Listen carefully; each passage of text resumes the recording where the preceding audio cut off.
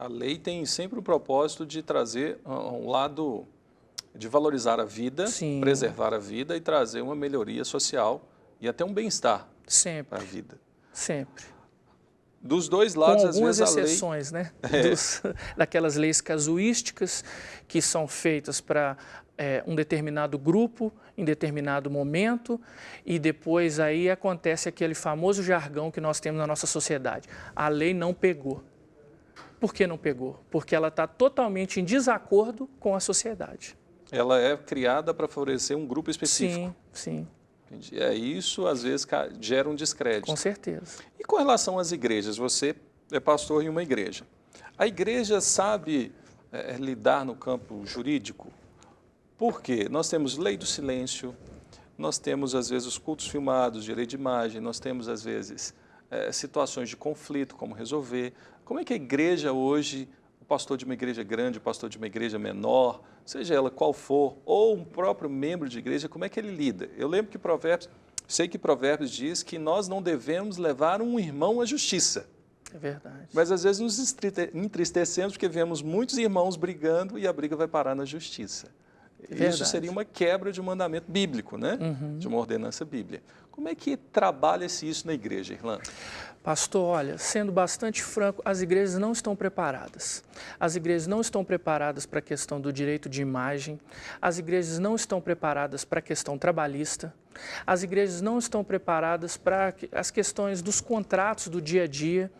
Por quê? Porque muitas das vezes você encara aquele tipo de situação como é meu irmão, é uma pessoa que está aqui do meu lado, jamais vai fazer algo contra mim. Não tem nenhum problema isso, ou até mesmo a falta de conhecimento acerca da legislação específica. Então, tudo isso faz com que eu possa te dizer, assim, que 99% das nossas igrejas, elas não estão preparadas para que... Desde a ingenuidade. Desde a ingenuidade. Falar, nossa, está aqui o Irlan, meu amigo, é gente boa. Não é que eu tenho que desconfiar, Sim. Mas que eu tenho que trabalhar sempre dentro daquilo que é legal, para não prejudicar nem um lado nem o outro. E aí nós voltamos lá naquele início, quando você disse, olha, é necessário ter um advogado de confiança?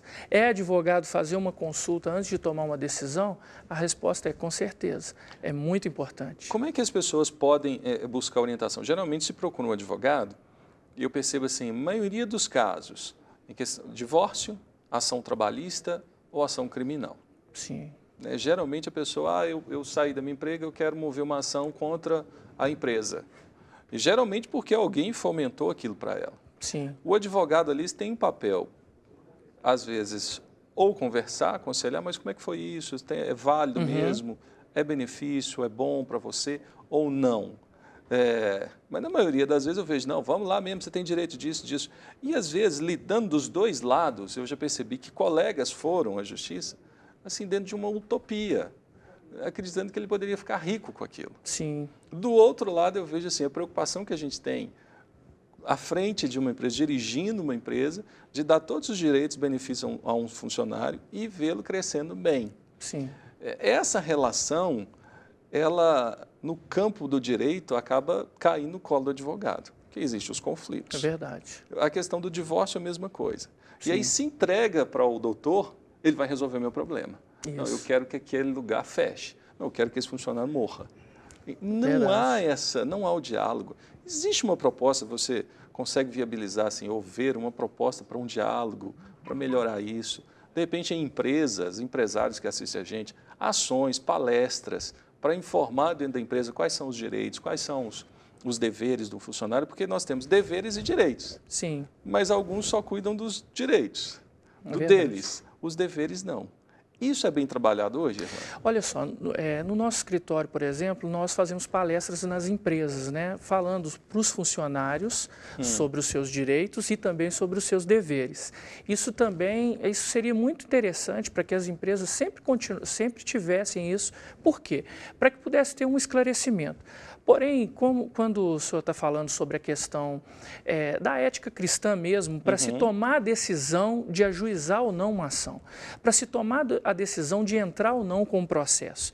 É claro que o direito visa o bem-estar do ser humano e cada um quer aquilo que lhe é devido. E é muito justo e é correto. Porém, as implicações não são apenas de eu vou receber o que eu tenho e o que eu não tenho. Será que é o momento de eu receber ou não? Será que essa conduta, de fato, essa conduta gerou um dano capaz de ensejar uma ação judicial? Ou isso é algo que acontece na vida, é um mero aborrecimento, é um transtorno do dia a dia? Porque eu vejo, pastor, que às vezes as pessoas estão muito afloradas para se ir logo para as barras do tribunal, para se ir logo para entrar com o processo. O Brasil agora parece que descobriu o direito, né? Exatamente. Tudo é o processo, vou te processar. Vou te processar, eu vou entrar com ação na justiça. Outro dia, eu estava passando na rua e tinha a polícia estava fazendo uma averiguação em umas pessoas e depois a polícia foi saindo e as pessoas começaram a gritar lá de longe: eu vou te processar, você não poderia fazer isso comigo, você está me constrangendo. Quer dizer, se a própria polícia não puder realizar o seu trabalho, então quem é que vai realizar?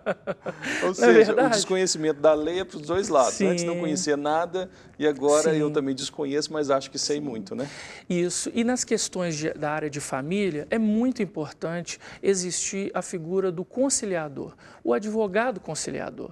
Porque, olha, um processo de divórcio é muito traumático. Um processo de divórcio litigioso é muito mais traumático ainda. Então, se chegou nesse ponto, não tem outra saída, eu já tive casos que a pessoa divorciou, depois retornou e hoje vive bem. Eu fiz o divórcio e depois eles casaram de novo. E eu fui convidado até para o casamento. Então, elas vivem bem hoje, não tem problema. São raros os casos, mas acontece. Porém, se chega num ponto de ter que divorciar, vamos negociar aquilo que pode ser negociado. Tem filhos, vamos preservar a saúde mental Aí você entra com o seu papel. Não pode confundir as coisas, sim, mas aí entra o lado pastoral. Isso também. No primeiro momento, alguém chega e fala: Irlan, eu quero divorciar. Como é que você lida com isso, doutor? Pois é, a primeira coisa que eu pergunto para a pessoa é se ela realmente tem certeza disso, se ela fez todas as tentativas, se realmente ela já refletiu. Se é uma pessoa cristã, eu pergunto para ela: você teve um aconselhamento? Se não é uma pessoa cristã, ou mesmo cristã, eu pergunto: você não tentou uma terapia? Nada? Você já fez tudo que você podia fazer para salvar o seu casamento? Se depois de tudo, dessa insistência, a pessoa fala: não, eu tenho certeza, aí sim eu começo o diálogo para tentar trazer a outra parte e aí sim fazer um acordo. Porque ainda assim, nessa tentativa de você trazer a outra parte para o diálogo, pode ser que ali exista uma reconciliação. É possível, isso é possível. Entendeu? E deve ser difícil para você, né? Porque assim, eu acredito na reconciliação em extremos, assim, sim, acredito. Também. Sei que pela dureza do coração das pessoas, em alguns momentos, isso pode levar até à morte. É verdade. Como a gente vê, né? É verdade. Mas é uma situação delicada para lidar. Muito delicada. Há um tempo atrás, eu tinha pensado em algo assim: tinha que ter, não sei, um líder, um conciliador, um terapeuta, um cristão, alguém que amasse, que ame a família, que conheça bem os valores da família, valores de Deus para a família, próximos às varas ali de audiência. Sim. E ali, olha, vamos fazer uma oração, vamos tentar. Porque eu percebo que o divórcio é o caminho mais caro. É verdade. E mais doloroso. É verdade. E na lida do dia a dia, sabe o que eu percebo, pastor? A lei sempre, ela prima pela conciliação.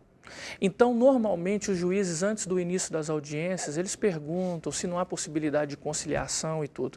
Porém, esse automatismo da vida, porém, essa falta de tempo, entre aspas, que nós temos, fazem com que você deixe de lado os sentimentos, pare de enxergar a pessoa e comece a enxergar apenas o caso. E nessa hora você esquece essas possibilidades de conciliação, de tentar uma outra hipótese e tudo. Nessa hora, e eu peço muito a Deus isso por mim, eu falo com o Senhor: olha, eu não quero perder a minha sensibilidade. Porque quando o seu caso for mais um caso, quando eu não conseguir me colocar no seu lugar, é sinal que a minha profissão já chegou no final. Uau! Aí você tem uma vocação, Sim. Não é só uma profissão. Sim. E hoje a legislação brasileira, não é que ela contribui para ser pior, mas a forma de facilitar hoje o divórcio... É verdade. Você pode fazer em um dia, né? Pode. No cartório. Meu recorde no fórum são 17 dias. Mas no cartório, em um dia você consegue fazer, desde que não tenha menores. Você pode chegar lá, vai fazer os procedimentos e vai marcar um outro dia para assinar e ponto final. Então, há uma facilitação. O que a gente precisa salientar é o seguinte, é uma decisão, principalmente para os cristãos ou não cristãos, há a possibilidade de um recomeço, há uma nova história, são pessoas que se amaram um dia, conheceram, se atraíram umas com as outras, e eu não acredito que acaba tudo assim do dia para a noite. Pode ser que vá se apagando aquele fogo, Sim. mas tem uma essência lá no fundo. E aí a gente precisa trabalhar alguns conceitos que, se todos trabalhassem isso de uma forma bem enfática, talvez o papel do advogado, do conciliador, iria até diminuir. Com certeza. É o perdão. Sim. Se eu perdoo, não tem como o outro criar comigo um atrito que não seja... E se dos dois lados existe o perdão e a proposta de recomeçar, tudo ficaria melhor, né, doutor? Com certeza. Nossa sociedade, o perdão está fora de moda, né? Mas é justamente o contrário que nos ensina a palavra de Deus, né? E existe realmente muito rancor, muita discórdia quando se vai para um processo judicial. E o perdão, muitas vezes, não é nem ventilada essa possibilidade. Então, eu vejo sim, eu concordo com a sua postura, eu creio, eu milito isso no meu dia a dia, de tentar evitar ao máximo. E se não puder evitar, tentar que as pessoas se conscientizem que não é simplesmente uma situação de que eu vou me casar e se der errado eu separo. Não. É uma escolha e ela leva aquilo pela escolha, pela palavra, pelo empenho da honra dela. Exatamente. Seria isso. É verdade. A gente está terminando, passa rápido o tempo, né? Demais. Se alguém que te desejar convidá-lo para uma palestra, seja numa empresa, numa igreja, numa escola, é tranquilo isso para você? Tranquilo, eu estou à disposição, né? Seu telefone está aí, aparece na tela, seu e-mail.